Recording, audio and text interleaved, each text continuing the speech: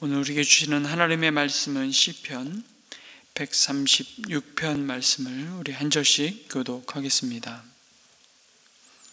시편 136편 1절에서 26절까지 우리 한 절씩 교독합니다. 1절 말씀을 먼저 봉독합니다.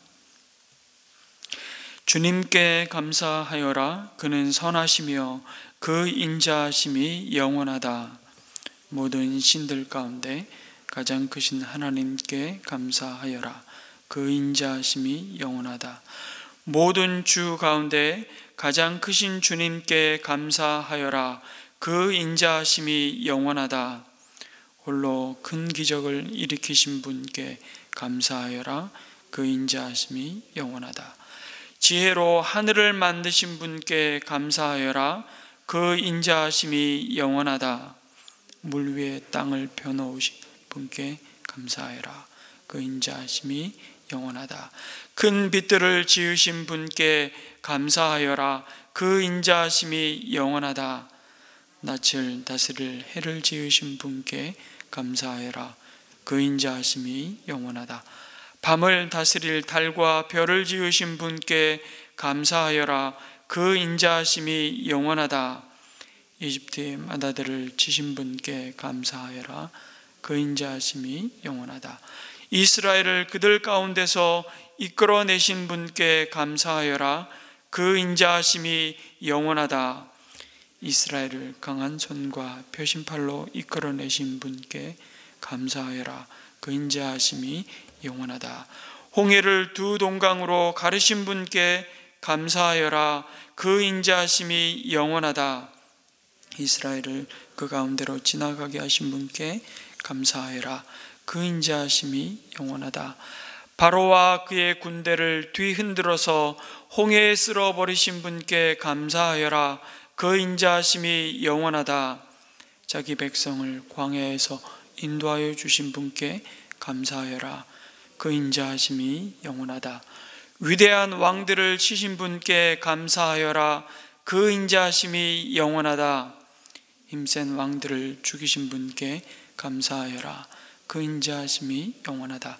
아모리 왕 시온을 죽이신 분께 감사하여라. 그 인자하심이 영원하다. 바산왕 왕 옥을 죽이신 분께 감사하여라. 그 인자하심이 영원하다. 그들의 땅을 유산으로 주신 분께 감사하여라. 그 인자하심이 영원하다. 그들의 땅을 당신의 종 이스라엘에게 기업으로 주신 분께 감사하여라. 그 인자하심이 영원하다. 우리가 낮아졌을 때에 우리를 기억하여 주신 분께 감사하여라. 그 인자하심이 영원하다.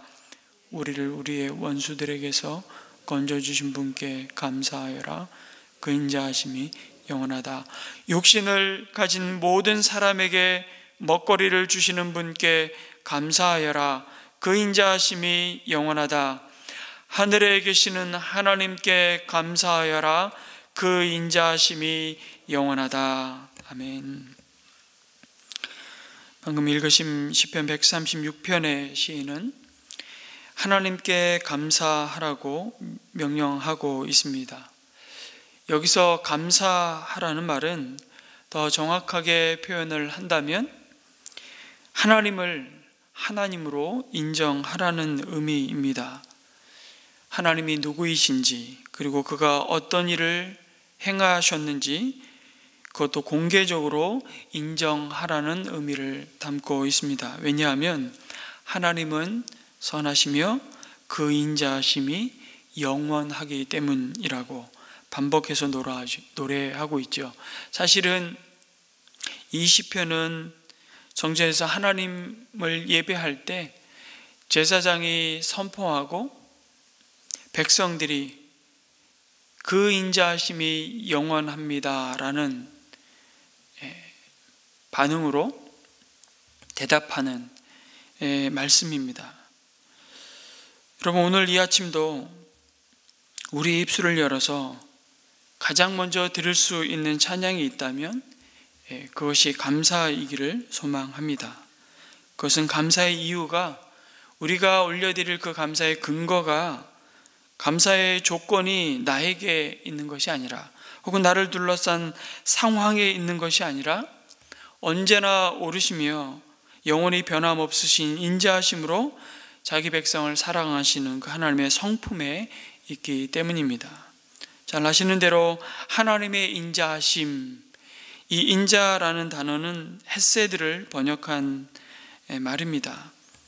본래 이 말은 윗사람이 아랫사람에게 베푸는 특별한 사랑과 은혜를 가리키는 말이었는데, 성경에서는 주로 자기 백성에 대한 하나님의 영원하고 변치 않는 언약적인 사랑을 나타내는 데 사용되었습니다.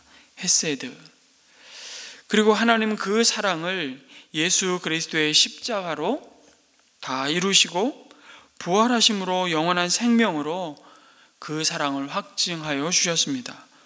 그래서 오늘도 예수님의 이름을 의지하고 힘입어서 우리가 하나님께 나오는 그 은혜를 누리게 되었고, 그렇게 주님 앞에 하나님 앞에 나오는 자들을 품으시고 신실하게 인도하시는 주님이심을 우리에게 나타내십니다. 그것이 이 아침에도 우리가 감사할 이유요 찬송이고 기도할 수 있는 특권이라고 말씀합니다. 오늘 이 아침 이 찬양을 문득 묵상하며 드리게 되었습니다. 주의 인자는 끝이 없고 주의 자비는 무궁하며 아침마다 새롭고 늘 새로우니 주의 성실이 크도소이다.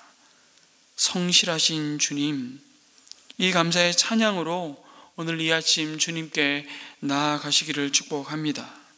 1절에서 3절은 모든 신들 가운데 가장 크신 하나님께 감사하라고 찬양합니다. 이 시편의 시인이 다른 신들을 언급했다고 해서 그들을 실제 신으로 인정하고 있다는 의미가 아니라, 이것은 여호와 하나님만이 모든 것 위에 뛰어나고 유일하고 참되신 하나님이심을 그렇게 최상급으로 표현하는 것이죠.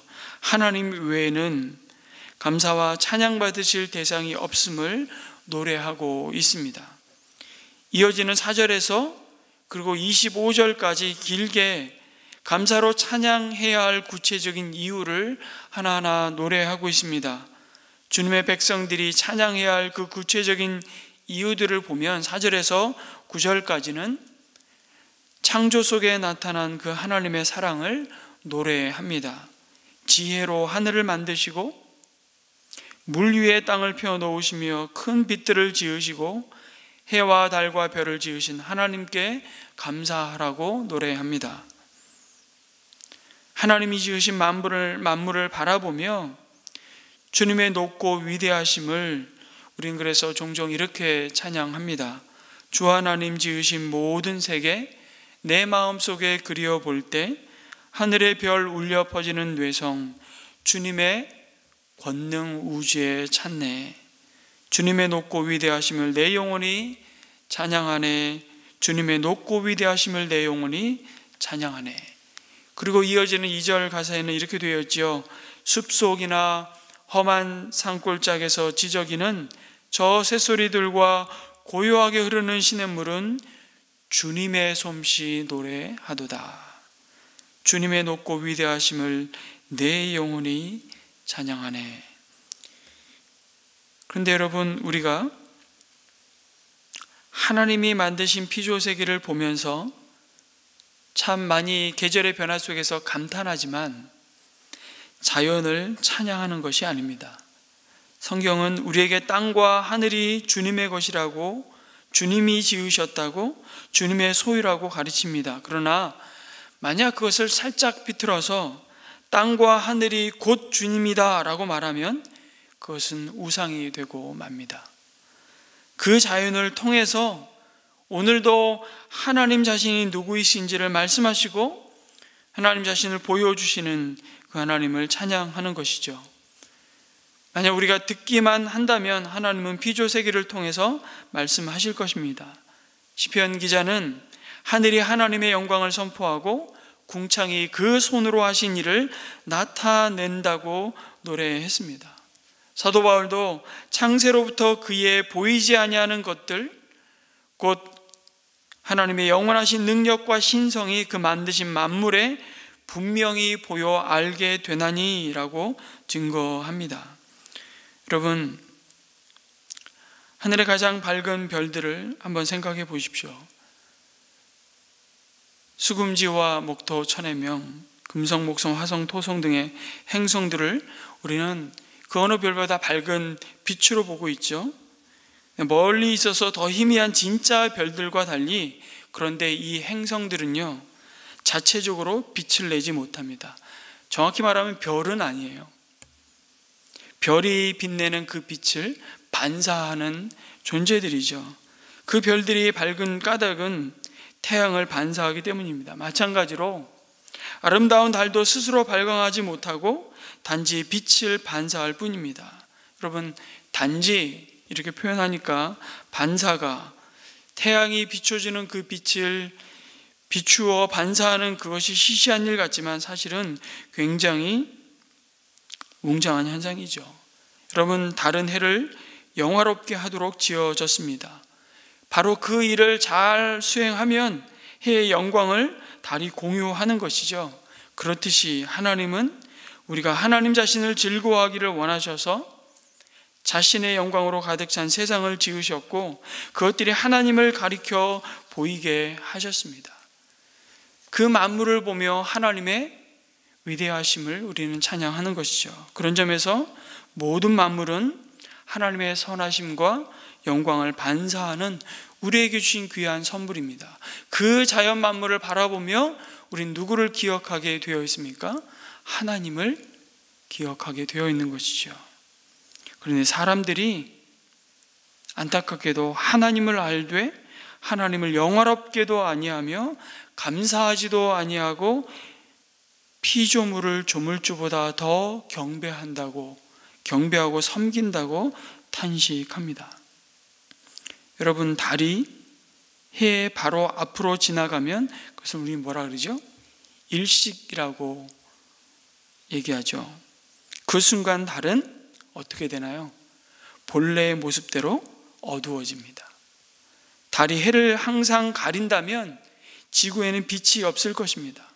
마찬가지로 사람이 하나님보다 피조물을 높이고 숭배하면 어두운 일식, 우리 영혼의 깊은 어두움이 뒤따르는 것이죠.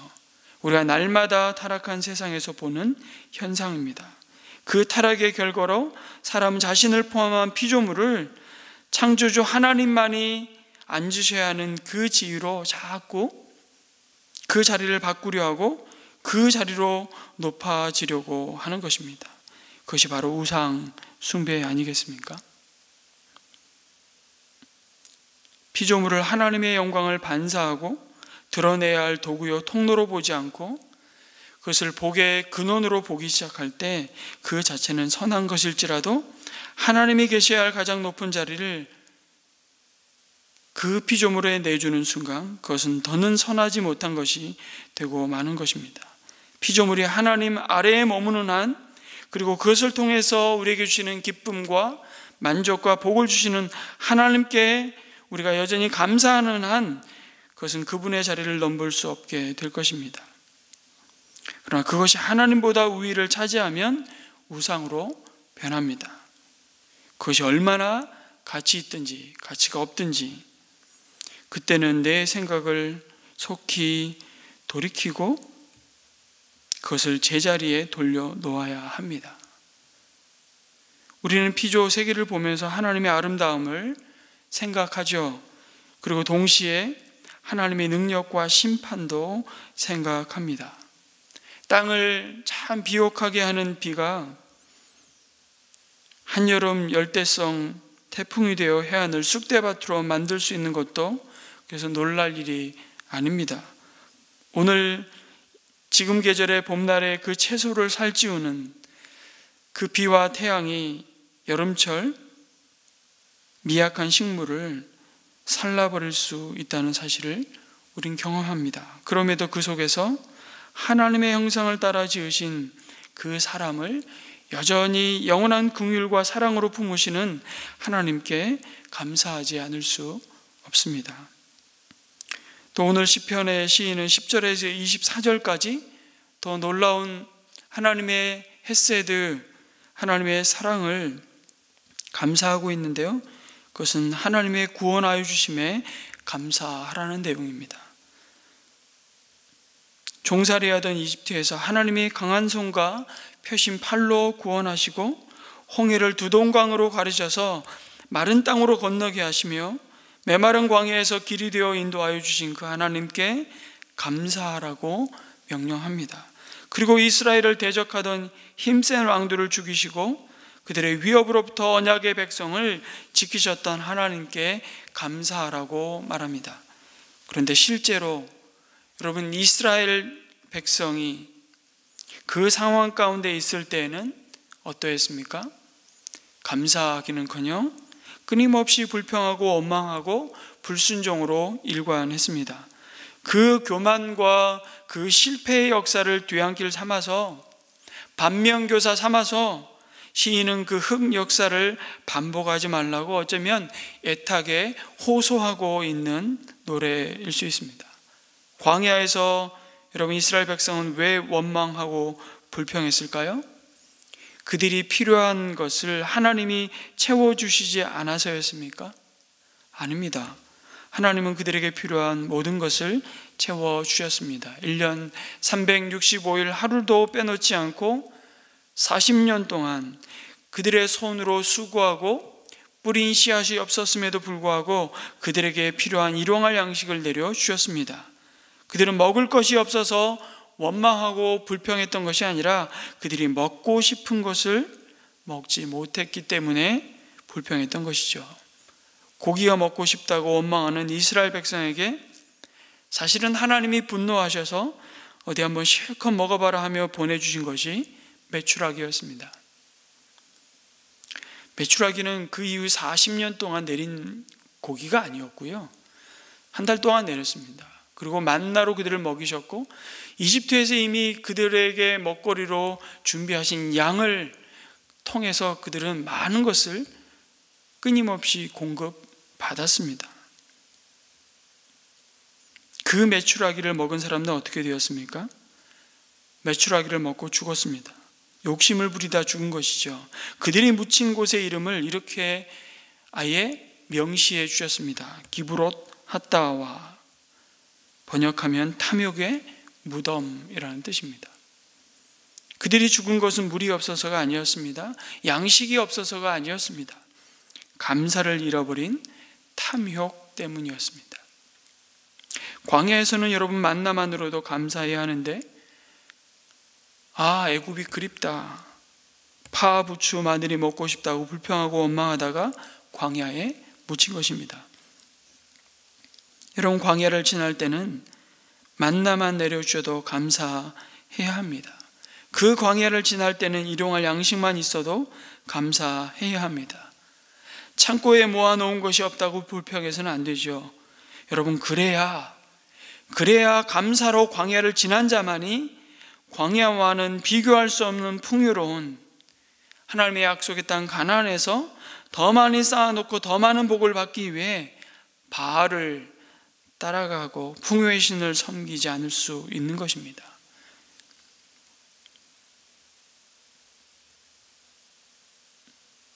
그래야만 탐욕의 무덤에 파묻히지 않을 수 있음을 경고하고 있는 말씀이죠.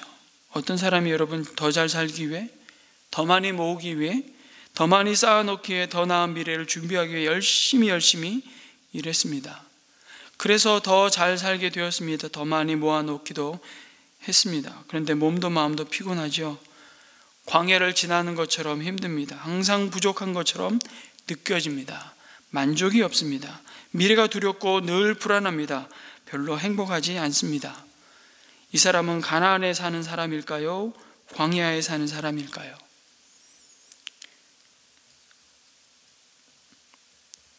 가나안에 사나 광야에 사는 사람이겠죠. 어떤 사람은 모아놓은 것이 별로 없습니다. 하지만 굶는 것은 아닙니다. 하나님이 주시는 만나를 먹으며 살아갑니다. 풍족하고 부족함 없이 살아가는 것은 아니지만 크게 걱정하지는 않습니다. 하나님이 책임져 주실 것을 믿고 그 하나님을 바라보며 하루하루 주시는 은혜를 받아 살아갑니다. 하루하루 주님의 인도하심을 따라 살아갑니다. 쌓아놓은 곳은 없지만 행복합니다. 이 사람은 광야에 사는 사람일까요? 가나안에 사는 사람일까요? 광야에 사나 가나안에 사는 사람일 것입니다. 여러분, 광야에서는 탐욕을 내려놓아야 합니다. 이스라엘 백성은 광야를 지나면서 감사 대신 탐욕을 부림으로 메추라기를 구하다가 광야 모래 구덩이 속에 묻히고 말았습니다. 여러분, 우리의 욕심을 감사로 바꾸어서 광야의 모래 구덩이에 파묻지 않으면 결국 그 탐욕이 우리를 광야 구덩이에 파묻을 것이라고 말씀합니다. 그래서 감사하라.